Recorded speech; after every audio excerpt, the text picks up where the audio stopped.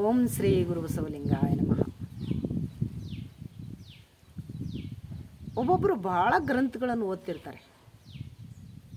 ತಕ್ಕ ಮಟ್ಟಿಗೆ ನಾವು ಕೂಡ ಓದೀವಿ. ಓದಿದ್ದನ್ನು ಅದನ್ನು ಒಳಗೆ ಪಾಠ ಮಾಡಿಕೊಂಡು ಇನ್ನೊಬ್ಬರಿಗೆ ಹೇಳೋದು.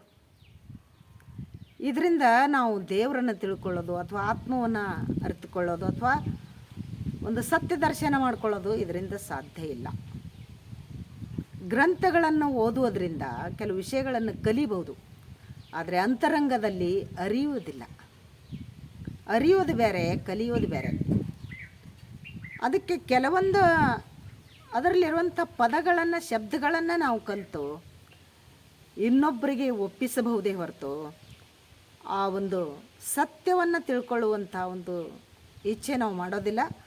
ಓದಿದ ಮಟ್ಟಿಗೆ ನಾವು ತೃಪ್ತಾಗಿಬಿಡ್ತೀವಿ. ಅದು ಸುಳ್ಳು ತೃಪ್ತಿ.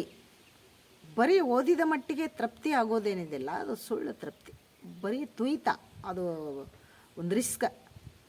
ಅದರಿಂದ ನಾವು ಮತ್ತೊಂದು ಯಾವುದೇ ನಿಜವಾದಂಥ ಶಾಂತಿ ಅಥವಾ ತೃಪ್ತಿ ನಾವು ಪಡ್ಕೊಳ್ಳೋದಿಲ್ಲ. ಆ ಒಂದು ಗ್ರಂಥ ಓದೋದ್ರಿಂದ, ಪದಗಳ ಪಾಠ ಮಾಡೋದ್ರಿಂದ ಇನ್ನೊಬ್ಬರಿಗೆ ನಾವು ಸತ್ಯವನ್ನು ಅರಿತುಕೊಂಡೀವಿ ಅಂತ ಅವರಿಗೆ ನಂಬಿಸ್ಬೇಕು ಅನ್ನುವಂಥ ಇಚ್ಛೆ ಇಟ್ಕೊಳ್ಳೋದ್ರಿಂದ ನಾವು ಸತ್ಯವನ್ನು ಅರಿಲಿಕ್ಕೆ ಹೋಗೋದಿಲ್ಲ. ಇನ್ನೊಬ್ಬರು ನಾವು ಸತ್ಯ ಅರ್ತೀವಿ ಅಂತ ತಿಳ್ಕೊಳ್ಳಿ ಅಂತ ನಮ್ಮ ಆಸೆ ಇರ್ತದೆ ಹೊರತಾಗಿ ನಾವು ನಿಜವಾಗಿಯೂ ಸತ್ಯದ ಕಡೆಗೆ ನಾವು ಎಂದೂ ಹೋಗೋದಿಲ್ಲ. ಗ್ರಂಥ ಓದೋದ್ರಿಂದಲೇ ತೃಪ್ತಿಯ ಮಾಡಿಕೊಂಡು ಎಷ್ಟೊಂದು ವಿಷಯಗಳು ನಮ್ಗೆ ಗೊತ್ತು, ನಾವು ಅದನ್ನೆಲ್ಲ ಓದ್ಕೊಂಡಿವಿ, ಇದನ್ನೆಲ್ಲ ಓದ್ಕೊಂಡಿವಿ ಅಂತ ಇನ್ನೊಬ್ಬರಿಗೆ ಹೇಳೋದ್ರಲ್ಲಿ, ಅವರೆಲ್ಲ ಕೇಳಿದವರೆಲ್ಲ ನಮಗೆ ಅವಲಂಬಿಸಿರೋದ್ರಲ್ಲಿ, ಅವರೆಲ್ಲ ನಮಗೆ ಹೊಗಳೋದ್ರಲ್ಲಿ, ಅದರಲ್ಲೇ ಆನಂದ ಪಟ್ಕೊಂಡು ನಾವು ಅದನ್ನು ಅಷ್ಟಕ್ಕೆ ನಿಂತು ಬಿಡ್ತೀವಿ. ಅದು ನಿಜವಾದಂಥ ಒಂದು ತೃಪ್ತಿಯಲ್ಲ, ನಿಜವಾದಂಥ ಒಂದು ಸತ್ಯದ ದರ್ಶನ ಅಲ್ಲ, ಅಂದರೆ ದೇವರ ದರ್ಶನ ಅಲ್ಲ.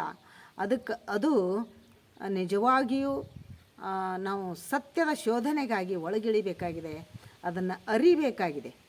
ಅದನ್ನು ಕಲಿತ್ರೆ ಆಗೋದಿಲ್ಲ, ಅದನ್ನು ಅರಿಬೇಕಾಗಿದೆ. ಅದಕ್ಕೆ ಶರಣರು ಅನುಭವ ಅಂತ ಹೇಳಿದರು. ಅನುಭವದಿಂದ ಅದನ್ನು ನಾವು ಅರಿಬೇಕಾಗಿದೆ. ಆ ಪದಗಳನ್ನು, ನಮ್ಮಲ್ಲಿ ಇರುವಂಥ ಪದಗಳು ಸ್ವನಿರ್ಮಿತ ಪದಗಳಿಂದಲೇ ನಾವು ಗ್ರಂಥಗಳನ್ನು ರಚಿಸಿವಿ. ಭಾಳ ಧರ್ಮಗಳೆಲ್ಲ ಸ್ವನಿರ್ಮಿತ ಪದಗಳಿಂದ ಗ್ರಂಥಗಳನ್ನು ರಚಿಸಿ ಕೊಟ್ಟರು. ಅವರೇನೋ ಅಲ್ಪ ಸ್ವಲ್ಪ ತಿಳಿದು ಏನೋ ಅನುಭೂತಿ ಮಾಡ್ಕೊಂಡೇನೋ ಗ್ರಂಥ ಬರೆದ್ರು, ಏನು ಮಾಡಿದ್ರು. ಈ ನಮ್ಮಂಥವ್ರು ಬರೀ ಓದ್ಕೊಂಡು ಹೇಳೋದು, ಇದರಲ್ಲಿನೇ ನಾವು ತನ್ಮಯ ಆಗಿಬಿಟ್ಟಿವಿ, ಅದರಲ್ಲಿ ಮಗ್ನ ಆಗಿಬಿಟ್ಟಿವಿ, ಮುಳುಗಿಬಿಟ್ಟಿವಿ. ಸತ್ಯ ದರ್ಶನ ಕಡೆಗೆ ಹೋಗೋದೇ ಬೇಡ, ಆ ಸಾಧನೆ ಮಾಡೋದೇ ಬೇಡ. ಅದಕ್ಕೆ ಶರಣರಿಗೂ ನಮಗೂ ವ್ಯತ್ಯಾಸ ಏನಂತಂದರೆ, ಈ ಒಂದು ಸಹಜ ನಿಜದ ಸ್ಥಿತಿಯಲ್ಲಿ ನಿಂತುಕೊಂಡು ಶರಣರು ಪ್ರಾಮಾಣಿಕವಾಗಿ ಸತ್ಯ ಅರಿಯುವ ಕಡೆಗೆ ಅವರು ಸದಾಕಾಲ ಹರಿದ್ರು. ಅದರಲ್ಲಿ ಅವರು ಗೆಲುವನ್ನು ಕಂಡರು. ಅದಕ್ಕೆ ಅಂಥ ಶರಣರು ಅದಕ್ಕೆ ಅನುಭವ ಅಂತ ಕರೀತಾರೆ. ಒಂದು ಅನುಭವ ಇಲ್ಲದಂಥ ಒಂದು ಯಾವುದೇ ಒಂದು ಸ್ಥಿತಿ ಆಗಲಿ ಅದು ಪೂರ್ಣತ್ವಕ್ಕೆ ಮುಟ್ಟೋದಿಲ್ಲ. ಈ ಒಂದು ಅನುಭವ ಇಲ್ಲದೇ ನಾವು ಏನೂ ಮಾಡೋಕ್ಕಾಗೋದಿಲ್ಲ. ಅನುಭವವಿಲ್ಲದೆ ನಾವು ಈ ತನು ಎಳತಟವಾದುದಯ್ಯ ಅಂತ ಹೇಳ್ತಾರೆ. ಅನುಭವವಿಲ್ಲದ ತನು ಎಳತಟವಾದುದಯ್ಯ ಅಂದರೆ ಸುಮ್ಮನೆ ಬಡ್ದಾಡ್ತದೆ, ಜೊಗ್ಗಾಡ್ತದೆ ಅಂತ.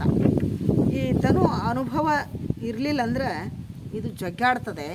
ಈ ಅನುಭವ ಈ ತನುವಿಂಗೆ ಆಧಾರ, ಈ ತನುವಿಂಗೆ ಈ ಅನುಭವವೇ ಆಧಾರದ. ಮತ್ತು ಅನುಭಾವಿಗಳು ಅನುಭವವನ್ನು ಕಂಡು ಆ ಒಂದು ಮನವಾರೆ ವೇದಿಸಿದವರಿಗೆ, ಅದನ್ನು ಮನಸ್ಸಿನಿಂದ ಅದನ್ನು ಸಂಭಾಷಣೆ ಮಾಡಿದವ್ರಿಗೆ ಒಂದು ಜನನವಿಲ್ಲ ಕಾಣ ರಾಮನಾಥ ಅಂತ ದಶಿಮಯ್ಯನವ್ರು ಹೇಳ್ತಾರೆ. ಇನ್ನೊಂದು ವಚನದಲ್ಲಿ ಹೇಳ್ತಾರೆ, ಅನುಭವವಿಲ್ಲದ ಭಕ್ತಿ ತಲೆ ಕೆಳಗಾದುದಯ್ಯ, ಅನುಭವವೇ ಭಕ್ತಿಗಾಧಾರ, ಅನುಭವವೇ ಈ ಭಕ್ತಿಗೆ ನೆಲೆವನೆ. ಈ ಅನುಭವ ಉಳ್ಳವರ ಕಂಡು ತೂರ್ಯ ಸಂಭಾಷಣೆ ಕೈಕೊಳ್ಳದಿದ್ದರೆ ಅವನ ಒಂದು ಜೀವನ ವ್ಯರ್ಥ ಕಾಣ ರಾಮನಾಥ ಅಂತ ಹೇಳ್ತಾರೆ.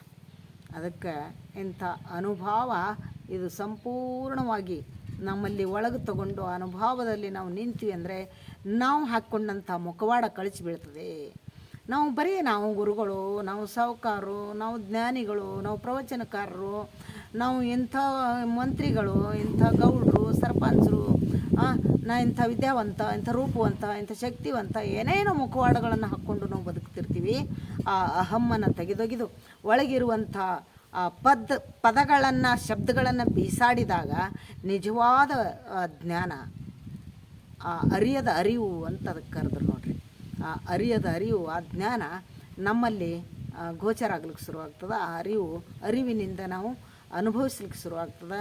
ಅಂಥ ಒಂದು ವಸ್ತು ಸ್ಥಿತಿಯನ್ನು, ಸ್ಥಿರವಾಗಿರುವಂಥದ್ದು, ಆ ಒಂದು ದೇವರು ಅನ್ನುವಂಥದ್ದು, ಆತ್ಮ ಅನ್ನುವಂಥದ್ದು ನಾವು ಅರ್ಥ ಮಾಡ್ಕೊಳ್ಬೇಕಾದ್ರೆ ನಾವು ಸಾಧನೆಯಲ್ಲಿ ತೊಡಗಿ ಒಳಗಿಳಿಬೇಕು. ನಾವು ನಿಜವಾದಂಥ ಒಂದು ಅರಿವಿನ ಕಡೆಗೆ ಹೋಗಬೇಕಾಗಿದೆ, ನಾವು ಅನುಭವಿಸಬೇಕಾಗಿದೆ. ಅಂಥ ಅನುಭವ ಬರೀ ಗ್ರಂಥಗಳಿಂದ ಸಿಗೋದಿಲ್ಲ. ಗ್ರಂಥಗಳನ್ನು ಓದಬಾರ್ದು ಅಂತಲ್ಲ, ಓದಿ ನಾವು ಆ ಅನುಭವದ ಕಡೆಗೆ ಹೋಗೋದನ್ನು ಬಹಳ ಲಘು ಬಗೆಯಿಂದ ಹೋಗೋದನ್ನು ಮಾಡಬೇಕು. ಕಾರಣ ಅಂತಂದರೆ ನಮ್ಮ ಆಯುಷ್ಯ ಭಾಳ ಕಡಿಮೆ ಇದೆ, ಮತ್ತು ಅದರಲ್ಲಿ ನಿರ್ದಿಷ್ಟತೆ ಇಲ್ಲ. ಯಾವಾಗ ಹೋಗ್ತೀವೋ ಗೊತ್ತೂ ಇಲ್ಲ, ಇಷ್ಟೇ ವಯಸ್ಸಿಗೆ ಹೋಗ್ತೀವಿ ಅನ್ನೋದೂ ಇಲ್ಲ. ಅದಕ್ಕೆ ನಾವು ಬೇಗನೆ ಆ ಸತ್ಯದ ಕಡೆಗೆ ನಾವು ಹರಿಬೇಕಾಗಿದೆ. ಗ್ರಂಥಗಳನ್ನು ಓದಿ ನಾವು ಪಾಠ ಮಾಡಿ ಇನ್ನೊಬ್ಬರಿಗೆ ಹೇಳ್ಕೊತ ನಮ್ಮ ಆಯುಷ್ಯನೇ ಹಾಕ್ತಾ ಇದ್ದೀವಿ ಹೊರತಾಗಿ ಸತ್ಯದ ಕಡೆಗೆ ನಾವು ಹೋಗ್ತಾ ಇಲ್ಲ. ನಾವು ಆ ಧ್ಯಾನದ ಮುಖಾಂತರ, ಲಿಂಗ ತ್ರಾಟಕದ ಮುಖಾಂತರ ನಾವು ಆ ಸತ್ಯವನ್ನು ಅರ್ಥ ಮಾಡ್ಕೊಳ್ಳೋ ಕಡೆಗೆ ನಾವೆಲ್ಲರೂ ಹೋಗೋಣ. ಬರೀ ಪದಗಳಿಂದ ನಾವು ತೃಪ್ತಿ ಪಡೋದು ಬೇಡ. ಅರ್ಥಾತ್ ಹೆಂಗೆ ಆಗ್ತದೆ ನೋಡ್ರಿ, ಒಂದು ನೀರು ಅನ್ನುವಂಥ ಒಂದು ಪದ ನಮಗೆ ನೀರಡಿಕೆ ಆಯಿತು ಅಂದರೆ, ನೀರು ನೀರು ನೀರು ಅಂತ ಪದ ಬಳಕೆ ಮಾಡಿದ್ರೆ ನೀರಡಿಕೆ ಹೋಗ್ತದೇನೋ? ಹೋಗಲ್ಲ. ಅದು ನೀರು ಪ್ರತ್ಯಕ್ಷವಾಗಿ ಕುಡಿಬೇಕಾಗ್ತದೆ, ಕುಡ್ದಾಗ ಹೋಗ್ತದೆ ನೀರಡಿಕೆ. ಅದು ಒಂದು ವೇಳೆ ನೀರು ಅಂದಾಗ ನೀರಡಿಕೆ ಹೋಗ್ತಿತ್ತು ಅಂತಂದರೆ ಅವನು ನಿಜವಾಗಿ ನೀರಡಿಸಿಲ್ಲ ಅಂತ ಅನ್ಬೇಕಾಗ್ತದೆ. ಅದಕ್ಕೆ ಆ ಒಂದು ಪದ ಬಳಕೆಯಿಂದ ನಮಗೆ ನಿಜವಾದ ಜ್ಞಾನ ಬರೋದಿಲ್ಲ.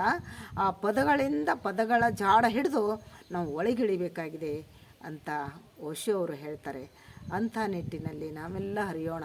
ಈ ಪದಗಳನ್ನು, ಒಳಗಿರುವಂಥ ಪದಗಳನ್ನು ಕಿತ್ತಿ ಒಗೆದಾಗ, ಪದಗಳನ್ನು ಹೊರಗೆ ಹಾಕಿದಾಗ ಆ ಖಾಲಿ ಜಾಗದಲ್ಲಿ ಮಾತ್ರ ಸತ್ಯ ಆಕ್ರಮಿಸಿಕೊಳ್ತದೆ ಹೊರತಾಗಿ ನಾವು ಈ ಪದಗಳ ಒಂದು ಸಂಕೋಲೆಯಲ್ಲಿ ಸಿಕ್ಕಾಕ್ಕೊಂಡು ನಾವು ಒದ್ದಾಡ್ತಿದ್ರೆ ನಾವು ಎಂದೂ ಸತ್ಯ ದರ್ಶನ ಕಡೆಗೆ ಹೋಗೋದಿಲ್ಲ ಅಂತ ಶರಣರ ಒಂದು ಆದೇಶ, ಓಶೋ ಅವರ ಹೇಳಿಕೆ ಮೇಲೆ ಗೊತ್ತಾಗ್ತದೆ. ಅದನ್ನು ಸತ್ಯದ ಕಡೆಗೆ ನಾವು ಹೋಗ್ಲಿಕ್ಕೆ ಸಾಧನೆ ಮಾಡೋಣ, ಧ್ಯಾನ ಮಾಡೋಣ ಅಂತ ಹೇಳ್ತಾ, ಕೇಳಿದ್ದಕ್ಕೆ ಧನ್ಯವಾದಗಳು. ಸರ್ವರಿಗೂ ಶರಣಾರ್ಥಿ.